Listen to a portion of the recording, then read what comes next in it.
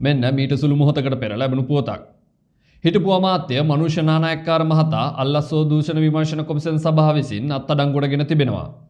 පසුගිය රජය සමයේ ඊශ්‍රායලයට කුෂිකාර්මික රැකියාව සඳහා සේවකයන් යැවීමේදී අක්‍රමිකතාවයක් සිදු ඇති බව සඳහන් කරමින් අල්ලස්සෝ දූෂණ විමර්ශන කොමිසම් සභාව මනුෂ්‍ය නානායක්කාර මහතාට එරෙහිව විමර්ශනයක් ආරම්භ කර තිබුණා.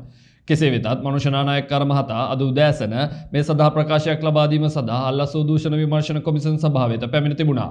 ඉන්පසු ඔහුගේ ප්‍රකාශ ලබා ගැනීමෙන් අනතුරුව අල්ලස්සෝ දූෂණ විමර්ශන කොමිසම් සභාව විසින් මේ සම්බන්ධව මනුෂ්‍ය නානායක්කාර මහතා අත්අඩංගුවට ගෙන ඇති බව තමයි වාර්තා වන්නේ.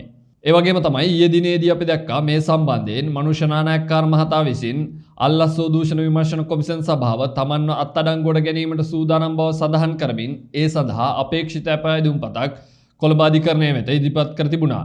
කෙසේ වෙතත් ඊයේ දිනේදී එම අපේක්ෂිත අයදුම්පත කොළඹ මහේස්ත්‍රාත් අධිකරණය විසින් විමසා බැලීමෙන් අනතුරුව අයදුම්පත නිෂ්ප්‍රභා කිරීම සිදු කරා. ඉන් අනතුරුව ඊයේ දිනේදී මනුෂ්‍ය නානායක්කාර මහතා වෙනුවෙන් පෙනී සිටි නීතිඥවරයා සඳහන් කරේ අද දිනේදී මනුෂ්‍ය නානායක්කාර මහතා අල්ලස්සෝ දූෂණ විමර්ශන කොමිසම් සභාව වෙත ප්‍රකාශයක් ලබා දීම සඳහා පැමිණෙන ලෙසයි. ඒ වගේම අපි අද උදෑසන දැක්කා මනුෂ්‍ය නානායක්කාර මහතා මෙම ප්‍රකාශය ලබා දීම සඳහා අල්ලස්සෝ දූෂණ විමර්ශන කොමිසම් සභාව වෙත පැමිණ තිබුණා.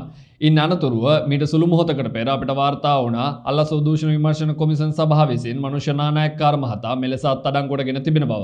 මේ සම්බන්ධව වැඩිදුර තොරතුරු ලැබුණු වහාම ඔබ වෙත වාර්තා කිරීමට අපි සූදානම් වෙනවා.